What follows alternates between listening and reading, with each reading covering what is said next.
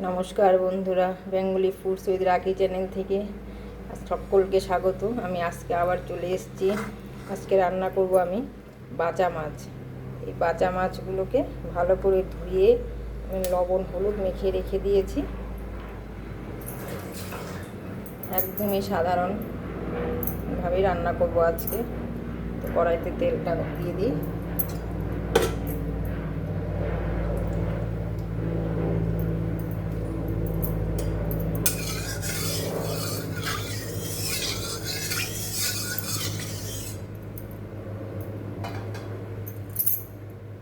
তেলে অল্প লবণ ছিটিয়ে দিচ্ছি যেন মাছগুলো না আটকে যায়।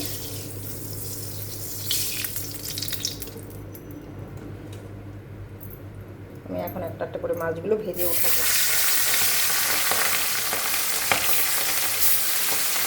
মাছগুলো ভাজা হোক, এখন আমি এখানে আলুর দমটা করে নেব। আলুটা আমি এভাবে ডুমো ডুমো করে কেটে নিয়েছি। আমি এইভাবেই আমি আজকে আলুর দম করবো। আলু সেদ্ধ করে নেবো না, এটা আমি হালকা কেটে নিয়ে হালকা ভাপ দিয়ে নেবো লবণ দিয়ে। এখানেও আমি অল্প লবণ দিয়ে দিচ্ছি, দিয়ে এটাকে আমি অল্প সেদ্ধ করে নিই। তো মাছগুলো ভাজা হোক, আলুটাও সেদ্ধ হোক, ততক্ষণ মশলাগুলো করে নেব।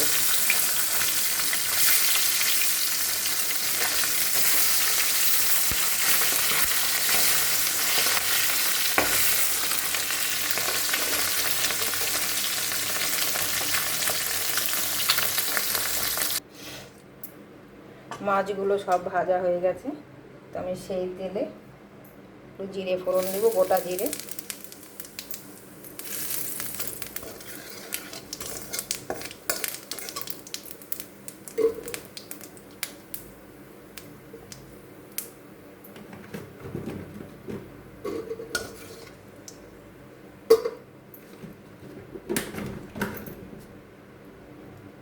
তারপর আলুটা দিয়ে দিচ্ছি।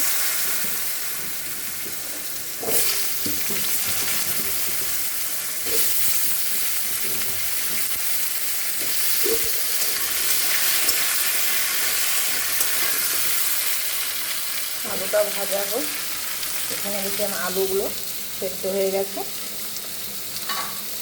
সেদ্ধ পুরোপুরি হবে না, এটা হালকা সেদ্ধই হবে। এতে আমি জলটা ঝরিয়ে দিই।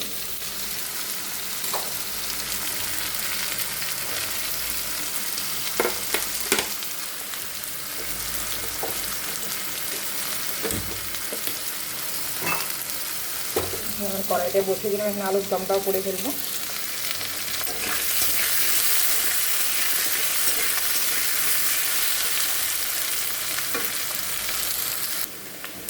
আলুগুলো ভাজা হয়ে গেছে। তো আলুগুলোর মধ্যে আমি একটু হলুদ দিয়ে দেবো, আলুর কালারটা ভালো আসবে।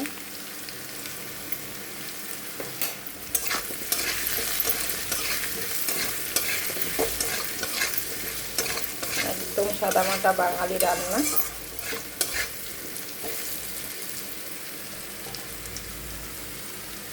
একটু লবণ দিয়ে দেবো আলুতে।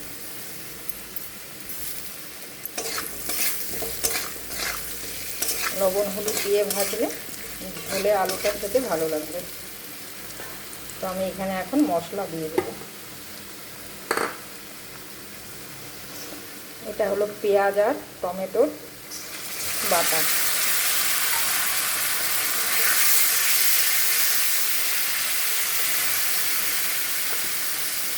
এটা হলো জিরে বাটা।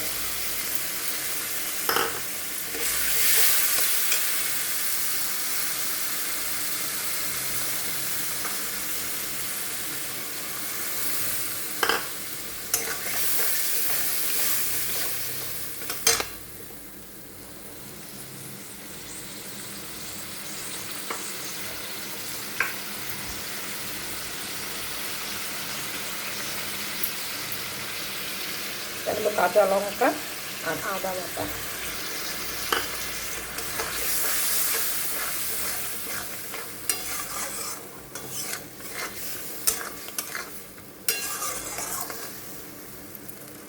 তখন তো আমি বেশি হলুদ লবণ দিইনি, তো আমি এখন দিয়ে দিচ্ছি এখানে হলুদ গুঁড়ো, আর লবণ।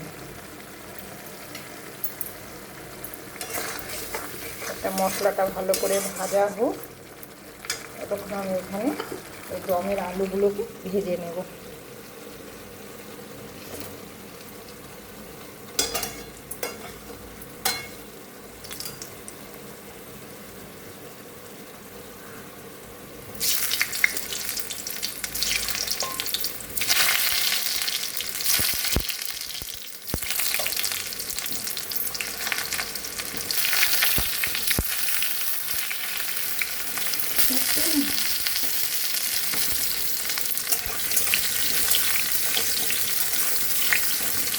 এই আলুটার মধ্যে আমি অল্প হলুদ লবণ দিয়ে দেবো।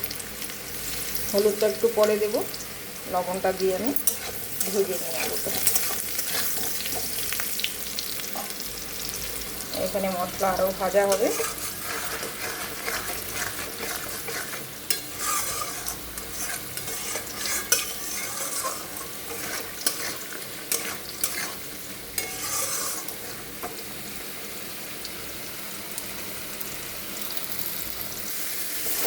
মাছের মশলা ভাজা হয়ে গেছে।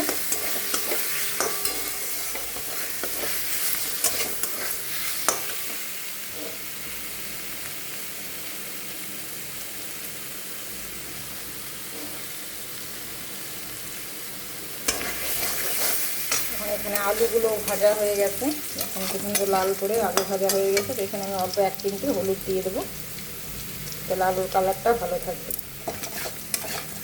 আমি আলুগুলো নামিয়ে নেব, সেই তেলেই আমি ফোড়ন দিয়ে দেবো।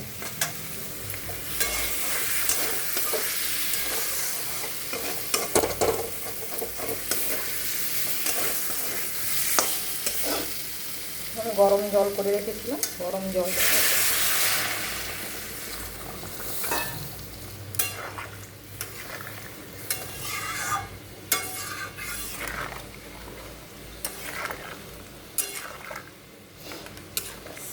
তারপরে এটা ফুটে আসলে পরে মাছগুলো দিয়ে দেবো।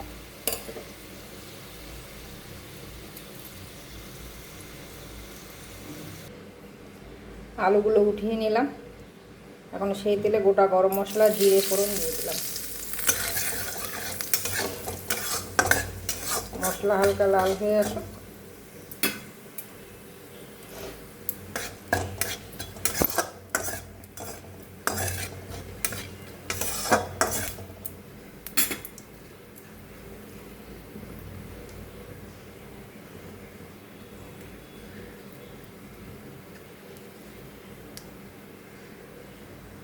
তারপর দিয়েও কুচানো পেঁয়াজ।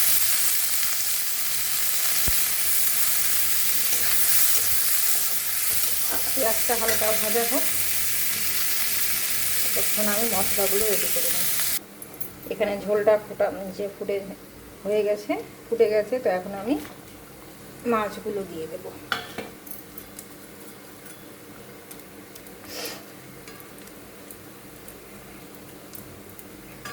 মাছ দিয়ে একটু কুচনো ধনে পাতা,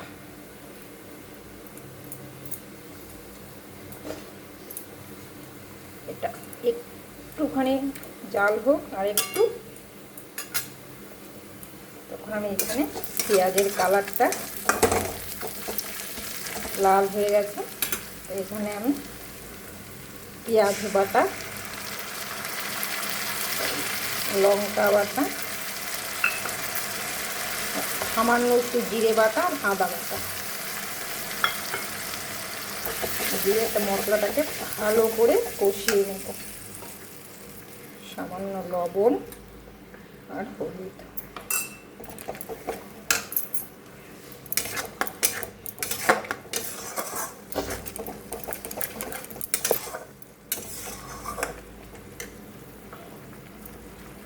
মাছটা হয়ে গেছে প্রায়, এখন আমি মাছটাকেও নামিয়ে নেব। মশলাটা কষা হচ্ছে, এখানে একটু চিনি দিয়ে দেবো।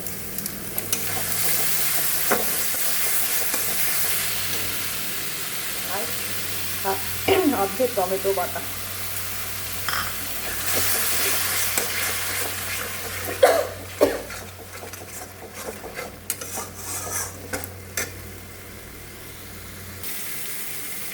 মটরশুঁটিটা দিতে ভুলেই গেছে, এখন মটরশুঁটিটা আমি দিয়ে দিচ্ছি।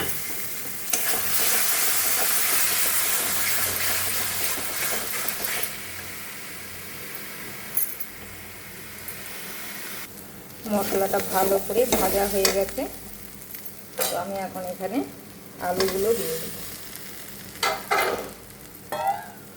অল্প জল দেব, এখানে 1 চামচের মতো দই দিয়ে দেব, দিয়ে ভালো করে এগুলো আমি আর একটু ভেজে নেব। অল্প জল দিয়ে আলু দিয়ে ভালো করে মশলাটাকে আমি আরেকটু কষিয়ে নেব।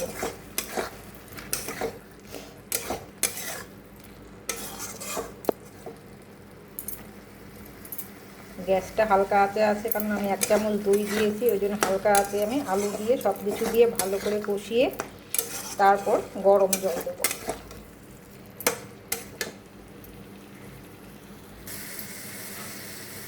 ভালো করে কষানো হয়ে গেলে অল্প গরম মশলা দিয়ে দেব।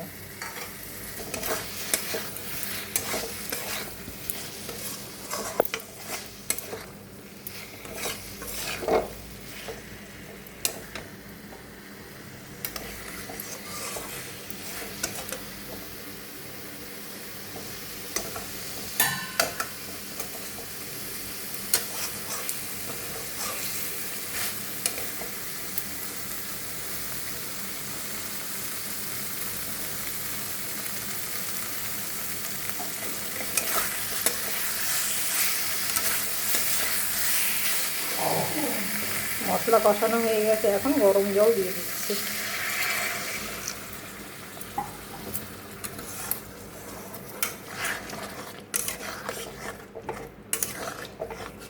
মশলাটা ভালো করে ফুটে শুকিয়ে এলে তারপর আমি এটাকে নামিয়ে দেব।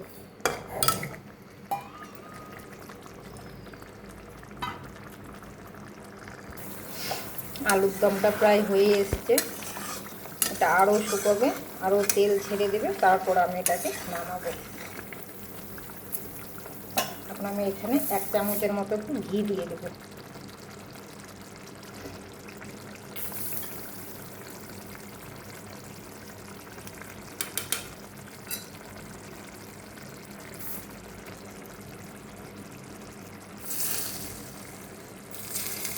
ঘি দিয়ে দিলাম একটু।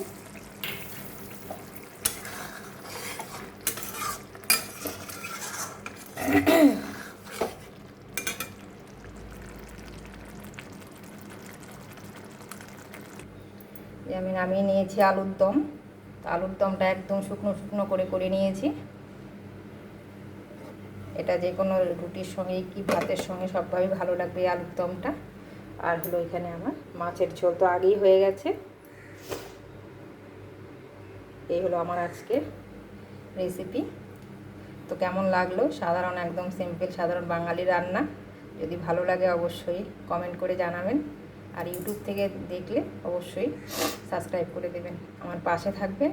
সকলে সুস্থ থাকবেন, ভালো থাকবেন। আমি আবার আসবো অন্য দিন অন্য ভিডিও নিয়ে। আমি আজকে এখানেই শেষ করছি। নমস্কার।